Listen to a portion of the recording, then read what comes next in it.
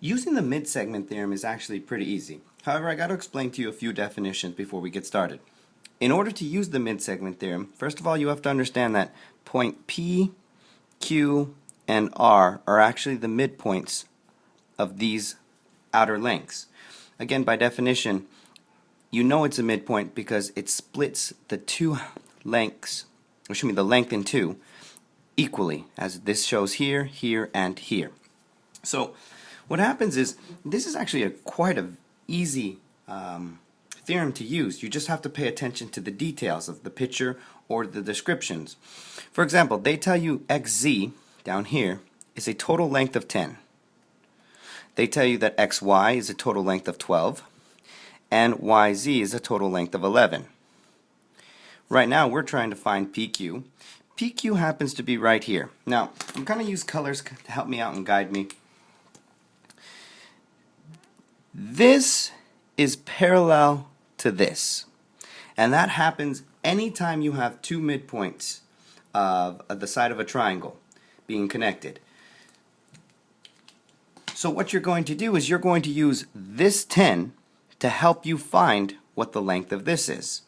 And by definition, if you use the midpoint theorem, it's 5. Because the midpoint theorem states that this is twice as big as this. Done. You apply this in all sides. Now, I have students that will tell me, Mr. Moya, it's hard to see where they're parallel. I recommend and tell them, why don't you twist the picture over? It helps your eyes see this a little more easier. But again, we're using this length out here to find that other midsegment. Now, people tend to get frustrated when this isn't a pretty number. For example, 11 divided by 2 is 11 over 2. And so that frustrates people because they don't feel they're doing it correctly. But again, 11 over 2 is half of 11. So you're doing it perfectly. And last but not least, this length 12 is parallel to this midsegment. Therefore, half of this is 6. So you can just clearly state all your answers nicely and neat.